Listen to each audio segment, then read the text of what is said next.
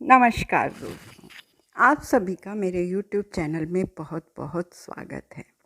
ऐसा माना जाता है कि साहित्य और सिनेमा समाज का दर्पण होते हैं, समाज का आईना होते हैं।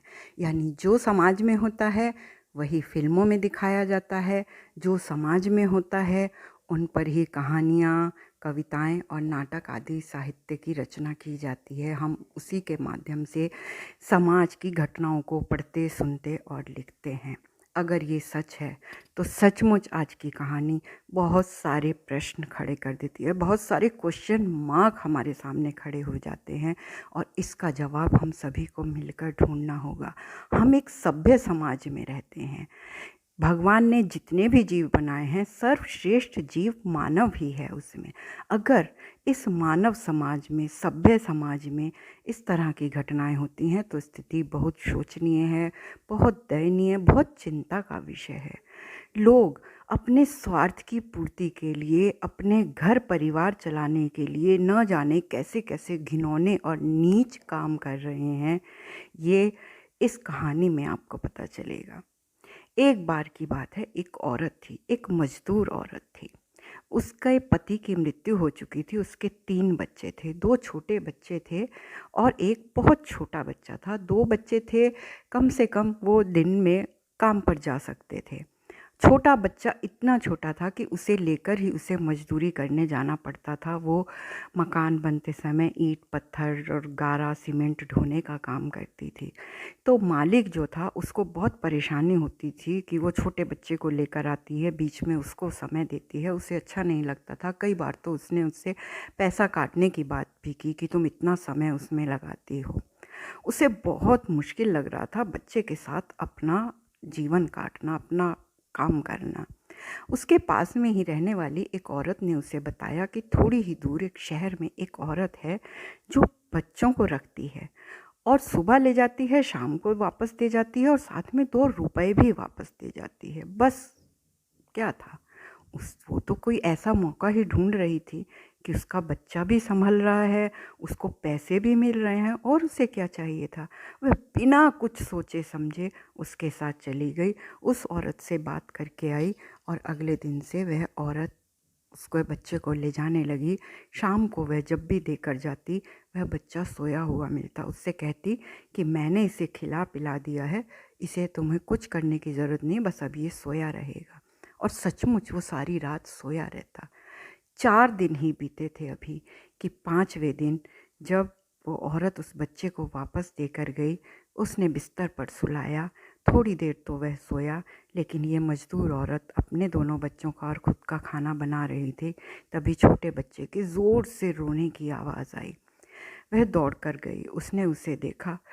हालांकि माँ थी, दौड़कर तो गई, लेकिन उसे गुस्सा भी आ रहा था कि उसका और दोनों बच्चों का भोजन अभी बाकी था।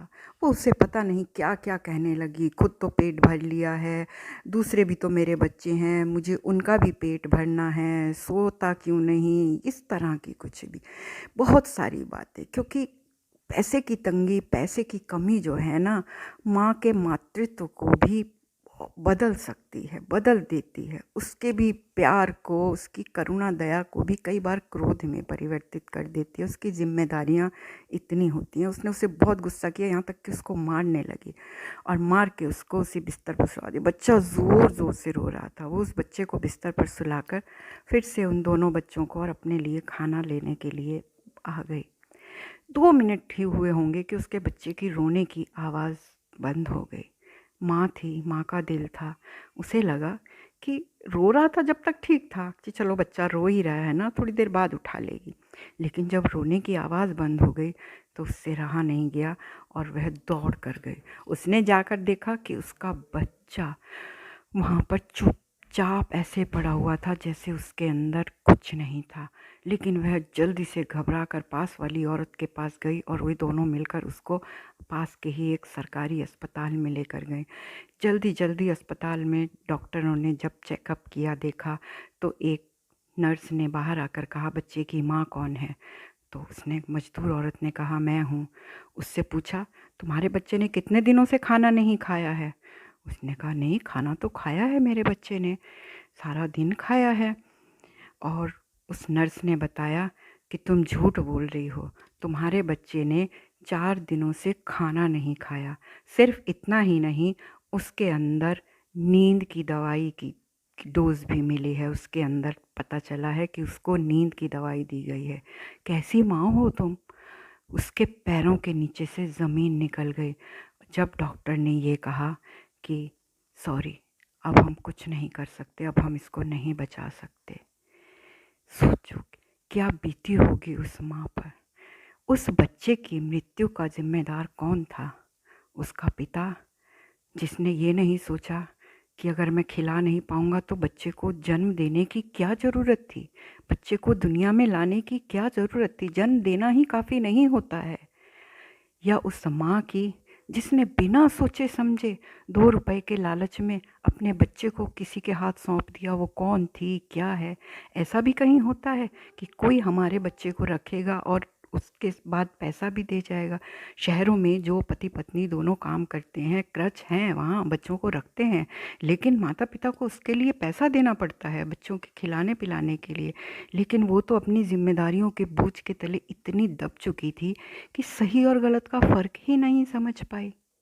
उसके ज़िम्मेदार पिता है, माँ है, या वो औरत है जिसने इतना घिनौना काम किया, या वह सेठ है जिसने उस औरत को बच्चे को साथ लाकर काम करने की परमिशन नहीं दी। आपको और हमें मिलकर इसका जवाब ढूंढना है।